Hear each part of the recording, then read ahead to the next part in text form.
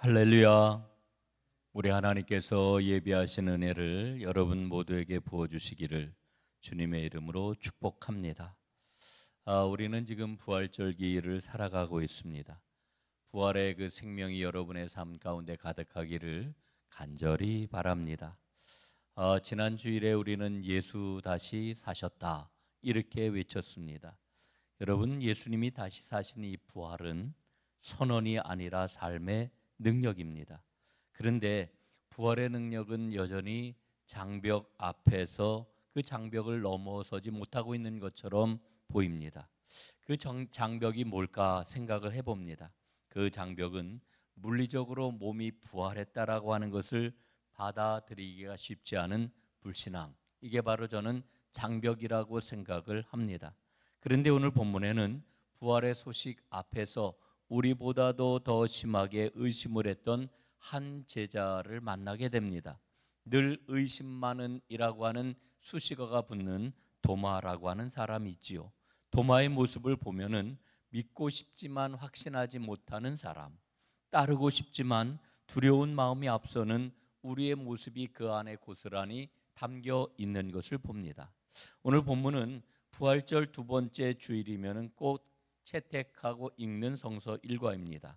왜냐하면은 26절에 여드레를 지나서 제자들이 다시 집안에 있을 때에라고 하는 말씀이 나오기 때문입니다.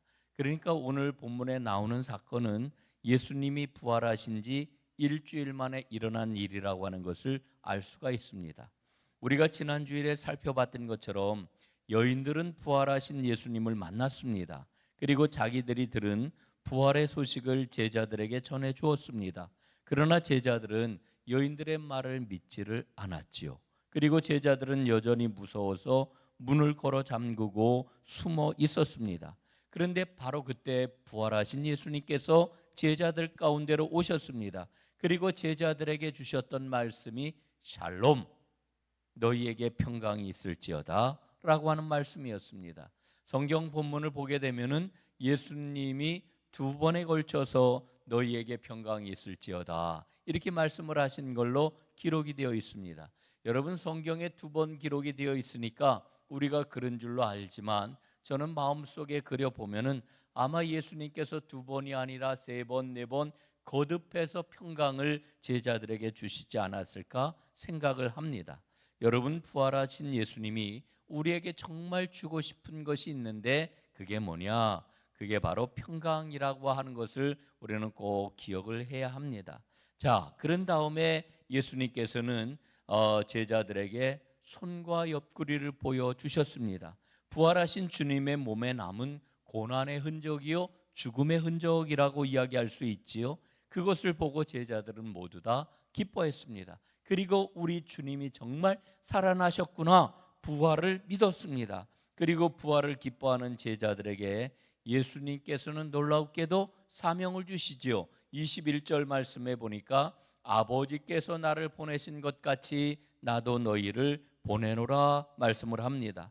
여러분, 부활하신 예수님께서는 제자들을 세상으로 보내십니다. 그런데 예수님은 곧바로 제자들을 향하여 그 다음 말씀을 주시는데 성령을 받으라 이렇게 말씀을 하셔요. 성령을 받으라, 성령을. 여러분, 창세기 말씀을 보게 되면은 인간은 두 개의 요소가 합하여서 온전한 인간이 되었다라고 하는 것을 일러주고 있지요.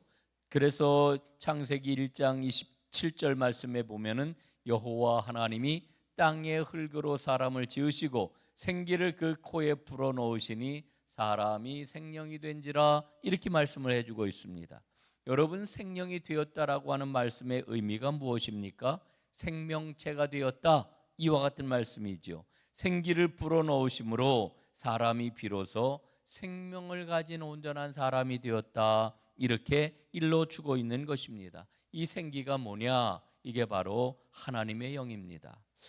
성령에 관한 말씀을 보게 되면은 구약 성경에서 숨, 호흡 혹은 바람, 이와 같은 뜻을 담은 그 말로도 쓰이는 것을 우리는 발견을 하지요.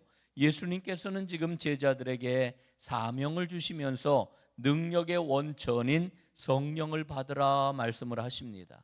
성령을 받으라.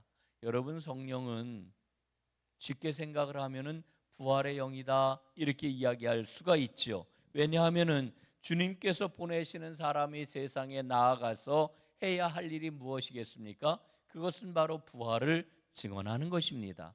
성령 충만한 사람은 누구나 부활의 증인이 될 수가 있다. 이 말씀을 통해서 우리는 깨닫는 것입니다. 그리고 또 한 가지, 여러분, 주님의 일을 감당할 때에 주님의 일을 우리가 잘 감당하기 위해서는 반드시 능력이 있어야 됩니다. 여러분, 능력 없이 어떻게 주의 일을 할 수가 있겠습니까? 이 주의 일을 감당할 그런 그 능력이라고 하는 것은 이해하는 것, 통찰하는 것, 용납하는 것, 격려하는 것, 용기를 주는 것, 소망을 주어서 살리는 것, 이게 바로 능력입니다. 다른 말로 하면은, 한마디로 하면은 바로 사랑의 능력이다 이렇게 이야기를 할 수가 있지요. 여러분, 우리에게는 사랑의 능력이 필요합니다. 사랑의 능력이. 그런데 오늘 말씀을 읽으면서 놀라운 사실을 발견합니다. 그게 뭐냐면은 성령 충만을 받은 제자들에게 제일 먼저 주시는 말씀이 무엇입니까? 그건 바로 용서하는 일입니다. 용서하는 일. 다른 사람을 용서해 주는 일, 이게 바로 성령을 받은 제자들이 제일 먼저 해야 되는 일이라고 하는 것을 예수님은 우리에게 일러주고 있습니다. 예수님은 말씀을 하시지요. 만일 너희가 누구든지 그 사람의 죄를 용서하면은 그 죄가 용서될 것이다. 그러나 너희가 누구의 죄든지 용서해 주지 않으면은 그 죄는 그대로 남아 있게 될 것이다. 이렇게 말씀을 합니다. 여러분, 이 말씀이 정말 놀랍지 않습니까?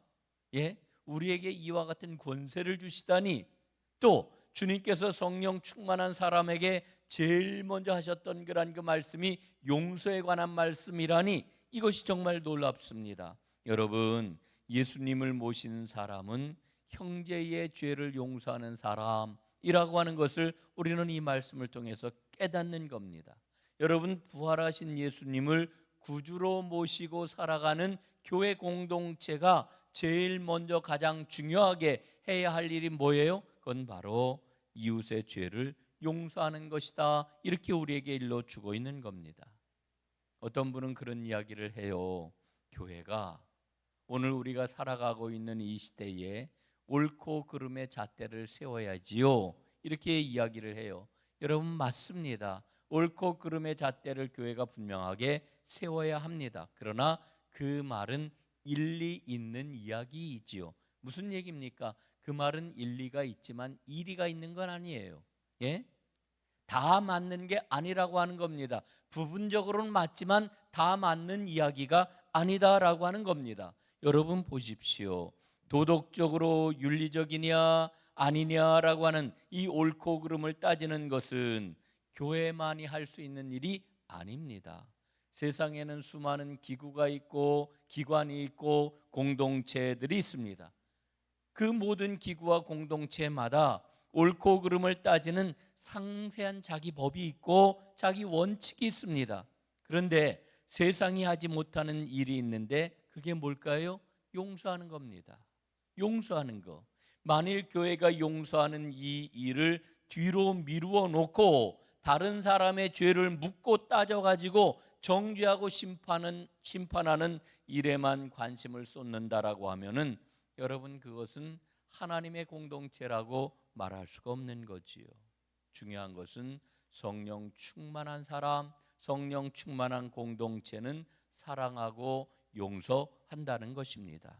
오늘 이 예배에 참석하신 사랑하는 여러분, 부활의 주님께서 주시는 그 성령 충만함의 은혜가 임하시기를 주님의 이름으로 축복합니다. 자, 이제 서론적인 이야기를 마무리하고 오늘 본론으로 나아가도록 하겠습니다. 평강으로 사명감을 감당하기 위해서, 성령 충만함을 받기 위해서는 반드시 부활의 믿음을 가져야 되지요. 여러분이 믿음에 관한 이야기를 할 때 우리는 도마를 떠올리지 아니할 수가 없습니다. 오늘 말씀의 주인공 도마를 만나 보도록 하겠습니다. 부활하신 예수님이 8일 만에 제자들을 찾아오셔가지고 자신을 보여주신 그 자리에 도마는 없었습니다. 다른 제자들을 통해 가지고 예수님이 살아나셨다라고 하는 이 말을 들은 도마는 단번에 예수님의 부활을 의심합니다. 이 의심하는 그 도마를 보면서 저는 생각을 해봐요. 만약에 도마가 다른 제자들처럼 예수님이 처음 나타나셨을 때 그 자리에 있었다면 어땠을까? 예? 여러분 어땠을 것 같습니까? 저는 아마도 다른 제자들처럼 도마도 부활하신 예수님을 믿었을 거다 생각을 합니다. 그런데 도마는 그 자리에 없었기 때문에, 예수님을 만나지 못했기 때문에 예수님을 믿지 않는 사람이 된 거지요. 이 생각을 해보면은, 야, 우리가 기회를 놓치지 말아야 되는구나, 꼭 있어야 될 그 자리에 있어야 되는구나 라고 하는 것을 깨닫습니다. 사랑하는 여러분, 믿음으로 꼭 지켜야 할 자리가 있다라고 하면은 그 자리를 지키는 하나님의 사람들이 되시기를 간절히 바랍니다. 오늘 다른 제자들은 이 도마에게 이야기를 하지요. 우리가 부활하신 주님을 만났다, 그 주님은 다시 살아나셨다, 이렇게 이야기를 하니까 오늘 25절에서 도마가 뭐라고 이야기를 해요? 내가 그의 손에 못자국을 보며 내 손가락을 그 못자국에 넣으며 내 손을 그 옆구리에 넣어보지 않고는 믿지 아니하겠노라, 이렇게 이야기를 해요. 여러분, 복음서에 나타난 도마의 그런 그 성격을 보면은요, 이 사람은 확실한 사람이에요. 확실한 걸 좋아하는 사람이에요. 저는 그저 두루뭉실 이렇게 넘어가는 때가 참 많은데, 이 사람은 하나부터 열까지 하나하나 찝어야 되는 이와 같은 사람이에요. 화끈한 성격을 갖고 있는 이런 사람이기도 했지요. 그러니까 그런 도마가 이런 반응을 보이는 것은 너무나 당연해 보입니다. 도마는요, 예수님을 보기를 원했을 뿐만 아니라 만지기를 원했습니다. 여러분, 그런데 이 말을 깊이 생각을 해보면은 이 말 속에는 아주 깊은 그런 그 의미가 담겨 있다라고 하는 것을 깨닫습니다. 도마는 이 이야기를 통해 가지고 단순하게 자신에게 믿음이 없는 불신을 표현한 게 아니고, 그의 마음에 있는 깊은 상처, 그 절망, 그 실망에 젖어 있는 그 마음을 표현한 거라고 저는 생각을 합니다. 그는 예수님을 깊이 사랑을 했습니다. 누구보다도 예수님을 사랑했습니다. 그래서 요한복음 11장 16절에 보면은 우리도 주와 함께 죽으러 가자, 아주 그 손을 높이 들고 이렇게 외치면서 제자들을 막 독려했던 사람이 바로 이 도마입니다. 용감한 사람이었어요. 그런 그였기 때문에 예수님께서 십자가에 달려 죽으셨을 때 그 충격은 이루 말할 수가 없었지요. 여러분뿐만 아니라 도마는 예수님을 향해 큰 기대를 가졌던 사람입니다. 그러나 예수님이 십자가에서 죽으셨을 때 그가 예수님에게 가졌던 그 모든 기대는 완전히 꺾여 버렸기 때문에 거기에서 헤어나오기가 너무나 힘이 들었던 것입니다. 그러니까 예수님의 죽음은 그의 마음속에, 그의 생애 가운데 말할 수 없는, 돌이킬 수 없는 상처를 안겨주었던 거지요. 여러분, 이런 도마의 마음을 이해한다라고 하면은 도마의 반응을 조금 더 다른 측면에서 바라볼 수가 있겠지요. 도마는 지금 이 상처받았던 마음에 또다시 상처를 받을 수는 없겠다라고 하는 이와 같은 자기 방어 기제가 지금 깊이 작동하고 있다고 저는 보는 겁니다. 여러분, 이 도마의 마음은 사실은 제가 도마의 이야기를 하고 있지만 우리의 마음이 바로 도마의 마음이 아닐까 생각하는 거죠. 내 마음속에 도마가 있는 것입니다. 그래서 우리도 종종 도마처럼 하나님이 정말 살아계신다라고 하면은 내 삶에 어떻게 이런 일이 일어날 수가 있겠습니까?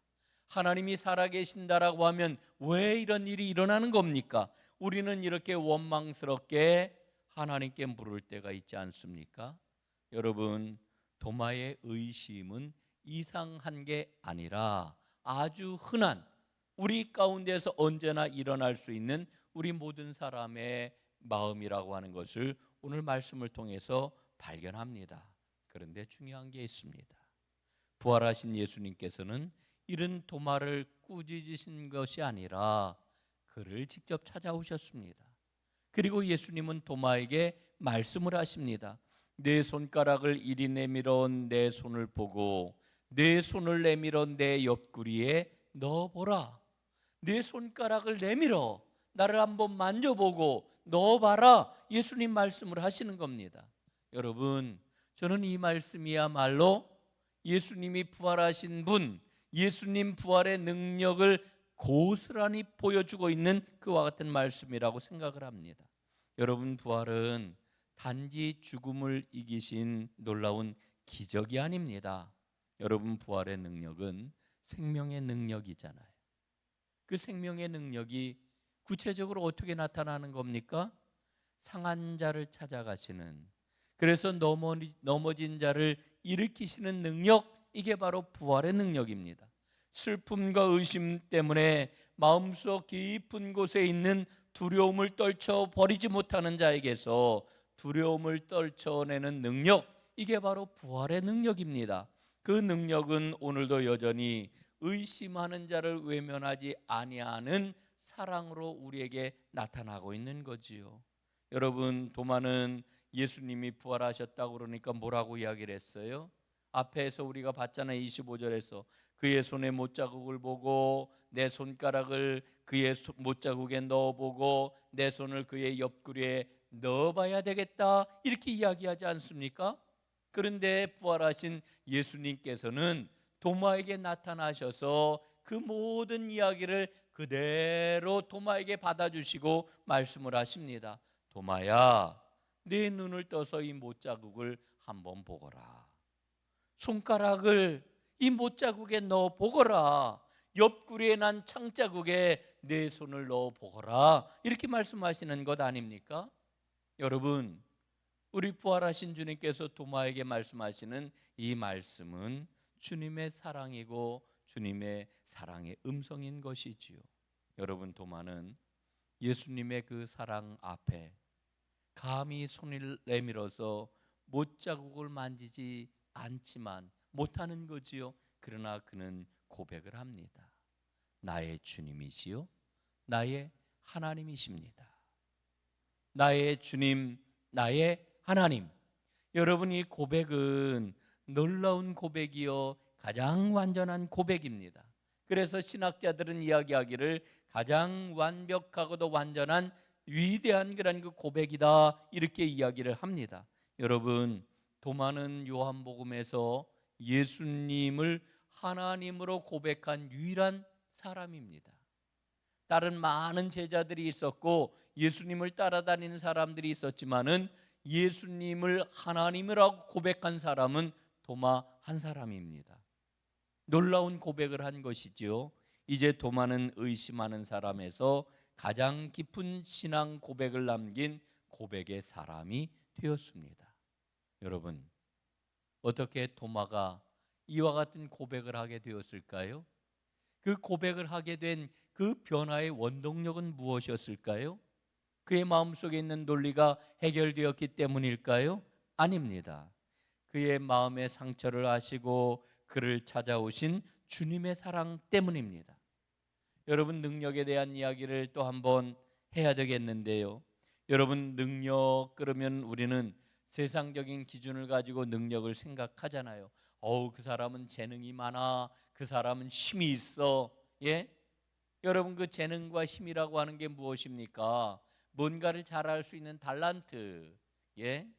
혹은 돈이나 권력이나 혹은 지식이나 뭐 이런 모든 것들을 이제 동원할 수 있는, 활용할 수 있는 그러한 그 능력, 이걸 우리가 능력이라고 이렇게 생각을 해요. 예? 그래서 눈에 보이는 성과나 업적이나 결과를 만들어내는 그런 것들을 우리가 능력이라고 생각을 해요. 그러나 부활하신 주님이 가져오신 능력은 다릅니다. 상처를 감싸고 의심을 이해하고 다시 믿게 만드는 사랑의 힘, 이게 바로 부활하신 주님이 우리에게 보여주시는 능력이에요. 사랑의 능력이라 말이지요. 도마를 의심하는 사람에서 가장 귀하고 깊은 믿음의 고백자로 만든 그 힘, 그게 바로 부활하신 주님의 사랑의 능력입니다. 주님께서는 그 사랑을 오늘도 우리를 향해서 이제 부어주고 계십니다. 오늘 예수님은 도마에게 이렇게 말씀을 하고 계시죠. 29절 말씀입니다. 너는 나를 본거로 믿느냐? 보지 못하고 믿는 자들은 복되도다. 복되도다. 여러분, 이 말씀을 어떻게 읽으십니까? 도마를 책망하는 말씀으로 이 말씀이 읽어지십니까? 물론 그렇게도 읽을 수 있어요. 도마야, 너는 결국 나를 보았으니까 믿는구나. 아유, 이러면서 그 예수님이 도마를 책망하는 그런 말씀으로도 물론 읽을 수가 있습니다. 그러나 저는 이 말씀을 격려의 말씀으로 읽습니다. 이 말씀은 앞으로 살아갈 모든 세대의 성도들, 바로 오늘 하나님 앞에 예배하고 있는 저와 여러분을 위한 격려의 말씀이라고 하는 거죠. 여러분, 이 말씀, 너는 나를 본거로 믿느냐? 보지 않고 믿는 자는 복이 있도다 라고 하는 말씀 가운데 생략된 말씀이 있어요. 어떤 말씀이 생략되었습니까? 내가 보지 않아도, 손을 넣지 않아도 나를 믿을 수가 있겠느냐? 그 믿음이 진짜 믿음이다. 이게 생략되었지요. 여러분, 도마의 이야기는 부끄러운 의심의 이야기가 아닙니다. 그 의심이 어떻게 확신으로 바뀔 수 있는지 그걸 보여주는 은혜의 이야기입니다. 주님의 사랑이 임하게 되면은 마음속의 의심이 굳건한 믿음으로 바뀔 수 있다라고 하는 것을 우리에게 보여주는 이야기입니다. 그리고 주님의 그 사랑이 오늘 이 순간에도 우리에게 임하고 있다라고 하는 것을 잊지 말라고 하는 이와 같은 말씀입니다. 여러분, 저는 완전하지 않습니다. 여러분도 완전하지 않습니다. 그래서 때로는 믿음이 흔들릴 때도 있습니다. 그러나 그때마다 부활하신 주님이 우리를 찾아오십니다. 그리고 말씀을 하십니다. 내가 너를 안다. 내가 너를 보고 있다. 내가 너의 손을 잡고 있다. 말씀을 합니다. 여러분, 나를 찾아오시는 그 주님을 발견하시고 그 주님의 손을 붙잡으시고 도마와 같이 온전한 믿음의 고백을 주님께 드릴 수 있기를 간절히 바랍니다. 예수님은 나의 주님이시요 나의 하나님이십니다. 이보다 더 큰 복은 없습니다. 이 복을 누리면서 부활의 능력으로 매일매일 승리하며 살아가는 여러분 모두가 되시기를 주님의 이름으로 축복합니다. 기도하겠습니다. 살아계신 하나님, 감사합니다. 오늘 부활하신 주님을 만난 도마의 이야기를 통하여서 나 자신을 돌아보게 하시고 우리가 얼마나 연약한 믿음 가운데 있는지를 보게 하시니 감사합니다. 하나님, 우리 삶 가운데 다가오는 모든 의심으로부터 이제 주님의 사랑을 붙잡고 확신하며 생명과 복의 길을 걸어가는 하나님의 사람들이 모두 다 되게 하여 주옵소서. 부활하신 주님께서 내 삶을 이끄시고 내 삶에 복을 내리시는 줄로 믿습니다. 감사하며 예수님 이름으로 기도 올리옵나이다. 아멘.